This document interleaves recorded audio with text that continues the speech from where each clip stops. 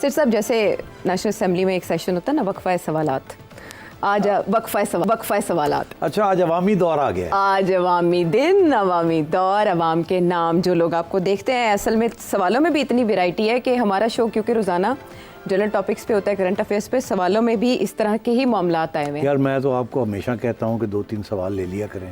آپ لوگ ہمیشہ مجھے کہتے ہیں ٹائم نہیں رہا، آج یہ بڑا امپورٹنٹ ایشو آ گیا ہے. ساری چیزیں چلتی رہتی ہیں، ہمیشہ ہمیں سوال لینے چاہیے. بالکل ہم لوگ بھی تو دیکھنا چاہتے ہیں، ان کے سوالوں کے جواب ملنا چاہیے. ہاں شکر ہے آج آپ نے یہ فیصلہ کیا ہے کہ وہ گھسے پٹے ہر روز کے بیان سیاستدانوں کے تو وہ ہم نہیں کریں گے. آج ہم کچھ سوچ بچار کریں گے. ہاں، سیاستدانوں کے گھسے پٹے سوالات کی وجہ سے یہ سوالات، ان کے بیانات کی وجہ سے یہ سوالات آتے ہیں. چلو لیٹس اسٹارٹ. بڑا ہی مزے کا سوال ہے.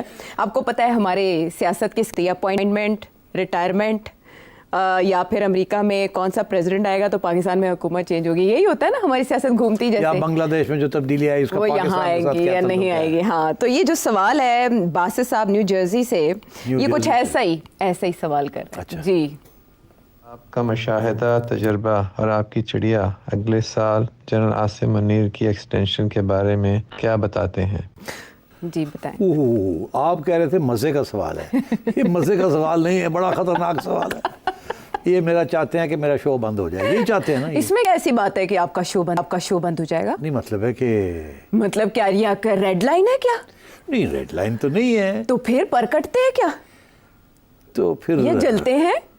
اچھا تو پھر یہ جواب دینا پڑے گا. ہاں آپ نے مجھے مطلب ہے یہ کیا کہ مزے کا سوال ہے. ہاں یہ مزے کا نہیں ہے. نہیں، اس سے پتہ چلے گا نا کہ کون. اسپیکولیشن ہمیں نہیں کرنی چاہیے. نہیں کرنی چاہیے، احتیاط کرنی چاہیے آپ کے خیال میں. نہیں احتیاط تو خیر ہر چیز پہ آج کل کے زمانے میں کرنی چاہیے، کیونکہ احتیاط واحد علاج ہے. ہاں واحد علاج ہے، سروائیول. آپ نہیں کر رہے بات، لیکن عمر ایوب صاحب نے تو کر دی ہے، پتہ ہے. اچھا کیا کہتا ہے؟ چلے میرا خیال ہے انہیں کی زبانی آپ کو سنواتے ہیں. ان سے سوال کیا گیا اسی بارے میں. آپ تو دامن بچا رہے ہیں نا، انہوں نے نہیں بچانا نا. اب مجھے کچھ کہنا پڑے گا. ہاں کہنا پڑے گا. سنیں وہ کیا کہہ رہے ہیں. چلے میرا خیال ہے کہ عمر ایوب صاحب نے آدھا جواب تو دے ہی دیا ہے. کیوں عائشہ؟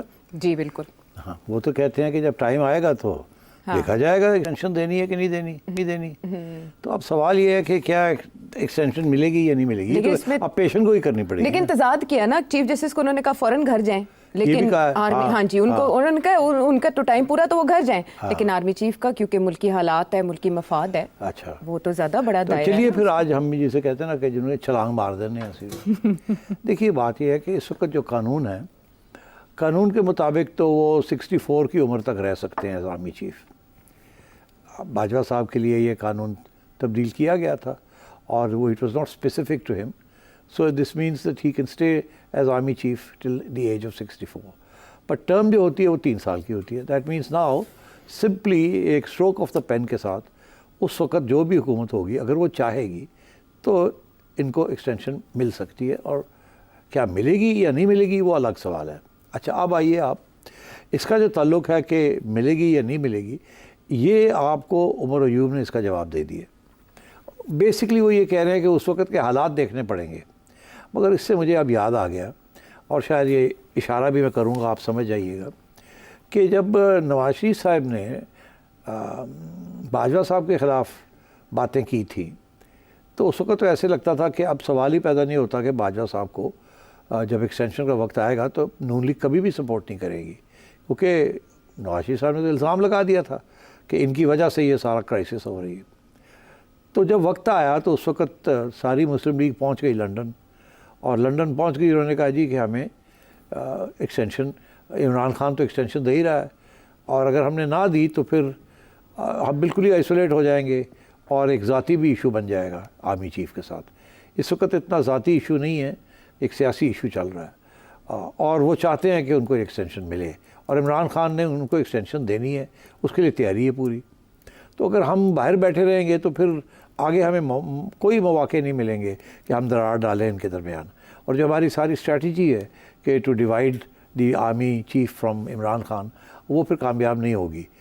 یہ جو پریشر ہم ڈالنے کی کوشش کر رہے ہیں، اس لیے میرا خیال ہے کہ ہمیں بھی اس کو سپورٹ کرنا چاہیے. اب ان کی وہ سیاسی فیصلہ تھا کہ جی اگر ہم نہیں سپورٹ کرتے تو پھر بالکل کوئی چانس نہیں ہے کہ باجوہ صاحب کو کے قریب ہونے کا اور درار ڈالنے کا بٹوین باجوہ صاحب اینڈ عمران خان. تو اس لیے بہتر یہ ہے ایک چیز ہونے جا رہی ہے تو اس وقت اصولوں پہ کیا کھڑے ہونے کی ضرورت ہے, اس وقت موقع پرستی ہونی چاہیے. اور موقع پرستی یہی ہے کہ ہم باجوہ صاحب کی ایکسٹینشن جو ہے اس کو سپورٹ کریں, باہر نہ کھڑے رہیں. ڈویژن نہیں ہونی چاہیے اس کے اوپر. میاں صاحب مان گئے اس بات کو, حالانکہ وہ خوش نہیں تھے مگر وہ مان گئے. انہوں نے کہا چلو پھر ٹھیک ہے, اگر ساری پارٹی یہی کہہ رہی ہے تو کر دیتے ہیں. اور آخر میں ہوا کیا کہ وہ ان کے کام آئی, کیونکہ انہوں نے باجوہ صاحب کو نیوٹرلائز کر دیا اس ایکسٹینشن کے ساتھ. اور جب وقت آیا اور وہ تھوڑے سے مطلب ہے کہ ناراض ہو گئے عمران خان سے یا دور ہونے لگے, وہ سیم پیج میں کہ کریکس آنے شروع ہو گئے, تو یہ جو پالیسی تھی نون لیگ کی یہ کامیاب ہوئی, کیونکہ انہوں نے باجوہ صاحب کے ساتھ رابطے شروع کر دیے اور باجوہ صاحب نے ان کے ساتھ رابطے شروع کر دیے, اور جس کی وجہ سے پھر آخر میں ان کو کامیابی ہوئی. اور باجوہ صاحب اور عمران خان کے درمیان ایک دراڑ پڑ گئی تھی. اب صورتحال یہ ہے کہ عمر ایوب بھی یہی بات کہہ رہے ہیں. بڑی انٹرسٹنگ بات ہے. اور یہ ریسنٹلی جو عمران خان نے جو بیان دیا ہے کہ ہم جو لوگ جن لوگوں نے مے 9 میں حصہ لیا تھا, اگر ان کے خلاف کوئی ایویڈنس ہے تو ہم کنڈیم کریں گے اور ان کو سپورٹ بھی. اور اب سپہ سالار اور اس قسم کی باتیں کرنی شروع کر دی ہیں کہ ان کو اٹیک نہ کریں اینڈ سو آن. تو یہ اب پی ٹی آئی کی بھی اسی قسم کی اسٹریٹجی شروع ہو گئی ہے کہ کسی طریقے کے ساتھ یہ جو ایشو بن گیا ہے between Imran Khan and the army chief, اس کو تھوڑا سا لائٹن کیا جائے, اس کو ریڈیوس کیا جائے, تاکہ اگر کل کو کوئی موقع آئے تو ہم بھی اسی قسم کا رول ادا کر سکیں جو کہ نون لیگ کے لیڈرز نے کیا تھا ود باجوہ صاحب, اور آرمی چیف کو تھوڑا سا نیوٹرلائز کریں ہم, کیونکہ وہ ظاہر ہے بڑے ناراض ہیں ان لوگوں کے ساتھ جس طریقے سے ان کے ساتھ رویہ کیا گیا. اور اس کے بعد خان صاحب کا شروع میں, اور اس کے بعد خان صاحب کے ہدایت کے اوپر ساری پی ٹی آئی نے جو کچھ سوشل میڈیا پہ ان کے خلاف کیا ہے. تو یہ اب عمر ایوب نے اس بات کو کھلا چھوڑ دیا. اچھا, اب یہ اس کا یہ مطلب ہے کہ ان کی امید یہ ہے کہ کسی نہ کسی سٹیج پہ یہ ایشو کھڑا ہوگا اور انہیں بھی سوچنا پڑے گا. اس لیے بہتر یہی ہے کہ اسی وقت کوئی اس قسم کا بیان نہ دیا جائے جس کے ساتھ سارے دروازے بند کر دیے جائیں. تو اب آئیے آگے ہوگا کیا. اب میں نہیں سمجھتا کہ عمران خان کو اتنی جلدی ریلیف ملنے والی ہے, اور ریلیف بیسکلی اسٹیبلشمنٹ کی طرف سے ہی ہے, کیونکہ اس وقت issue between Imran Khan and establishment ہے یا P T I and establishment ہے. بیکاز مے 9 جو ہے وہ اس کو معاف کرنے کے لیے وہ تیار نہیں ہے, کیونکہ that is a direct attack on the institution. اور یہ وہ انسٹیٹیوشن ہے جو 70 سال سے سب کہہ رہی ہے اور سمجھ رہی ہے اور تعریف اور اپنی تعریف کرتی ہے اور تعریف لوگوں سے بنواتی ہے کہ it is the only force that is holding this country together and so on United.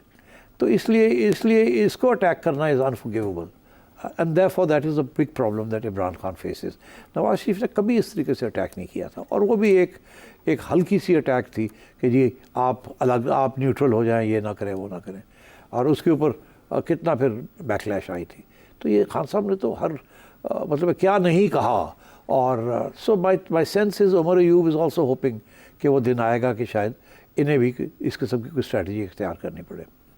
اب آپ آئیے, آرمی چیف کی عمر میرا خیال ہے کتنی ہے, 55, 56, 57 ہے, اتنی ہے اکارڈنگ ٹو ویکیپیڈیا. تو قانون جو بنایا تھا جب باجوہ صاحب کے لیے وہ یہی تھا کہ کسی آرمی افسر کو ایکسٹینشن نہیں ملے گی, مگر یہ رول جو ہے یہ آرمی چیف کو اپلائی نہیں کرتا, اور ان کی جو ہے وہ 64 کی عمر تک ان کو ایکسٹینشنز مل سکتی ہیں, اور وہ پرائم منسٹر کا پریروگیٹو ہوگا. تو اب اس کا یہ مطلب ہے کہ اگر پرائم منسٹر صاحب چاہیں تو باجوہ صاحب کے لیے تو امینڈمنٹ کرنی پڑی تھی, ان کے لیے امینڈمنٹ کی ضرورت بھی نہیں پڑے گی, یہ سیدھی ایکسٹینشن ہو جائے گی by stroke of the pen. تو اب سوال یہ آیا کہ کیا ایکسٹینشن ہوگی, کیا عاصم منیر صاحب چاہیں گے کہ وہ ایکسٹینشن لیں. اس پہ کوئی شک نہیں ہے کہ یہ ڈیپینڈ کرے گا حالات کے اوپر.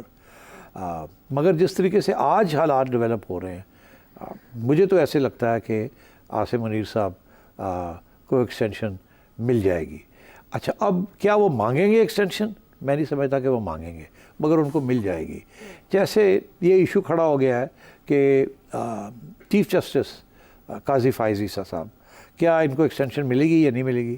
تو وہاں بھی یہ سوال تھا کیا وہ مانگیں گے یا نہیں مانگیں گے. اور میرا خیال ہے جو گورنمنٹ قانون امینڈ کرنے جا رہی ہے, اور بالکل یقینی طور پہ قانون کو امینڈ کرنے جا رہی ہے, اس میں یہی ہے کہ سب کی ایج جو ہے بیوروکریٹس کی, اور یاد رہے کہ ججز and generals come under grades also, government grades 22 21 22 तो उनकी अगर सारों सबकी जो एज लिमिट है वो 64 कर दी जाए या 63 कर दी जाए from 60 to 63 so automatically they remain in their current positions and they don't have to retire. तो ये जो 3 साल की जो लिमिट थी आर्मी चीफ की वो तो वैसे ही एक्सटेंड हो सकती है. और चीफ जस्टिस का जो है मैं ये समझता हूँ कि शायद गवर्नमेंट ये भी सोचे कि ये जो सारा इस वक्त जो है ना सीनियरिटी प्रिंसिपल चीफ जस्टिस की अपॉइंटमेंट का जो कि इफ्तिखार चौधरी साहब के ज़माने के बाद इम्प्लीमेंट किया जा रहा है, अब मेरा ख्याल है इसको भी गवर्नमेंट अटैक करेगी, इसको भी तब्दील करने की कोशिश करेगी. इसीलिए ये सारी चीज़ें जो है ना ये पाइपलाइन में हैं. अगले 2-3 माह के अंदर अंदर बहुत कुछ होने वाला है और पार्लियामेंट हरकत में आने वाली है और वो हरकत में जब आएगी तो जाहिर है कि उस वक्त सुप्रीम कोर्ट के साथ या कुछ जजेस के साथ क्लैश होगा और इसलिए look out for it. But government is determined. 2-3 चीज़ें, army chief will stay, government will stay and parliament will stay and Imran Khan will not be given any relief. ये इस वक्त की सूरत हाल है. यानी अभी तक की सिचुएशन के मुताबिक ये आपका एनालिसिस है. अगर एक्सटेंशन मिल जाती है तो chief justice will also stay और 25 अक्टूबर को वो रिटायर्ड हो रहे हैं और 26 को उनकी सालगिरह है. अगर उन्हें एक्सटेंशन मिल जाती है तो सालगिरह का गिफ्ट भी मिल जाएगा हुकूमत अगर की तो तरफ से. एज का इशू ख़त्म हो जाता है तो फिर एक्सटेंशन इट्स ऑटोमेटिक.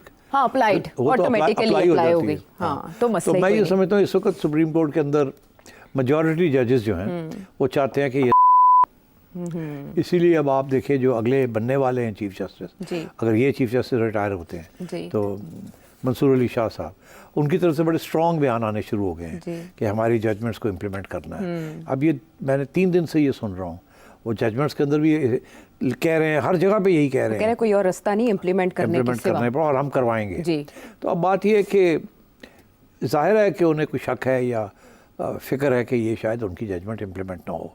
कौन सी जजमेंट इम्प्लीमेंट ना हो? वो एक ही जजमेंट है जिसके Reserve ऊपर seats सारा की. कुछ खड़ा जी. है, वो रिजर्व सीट्स की.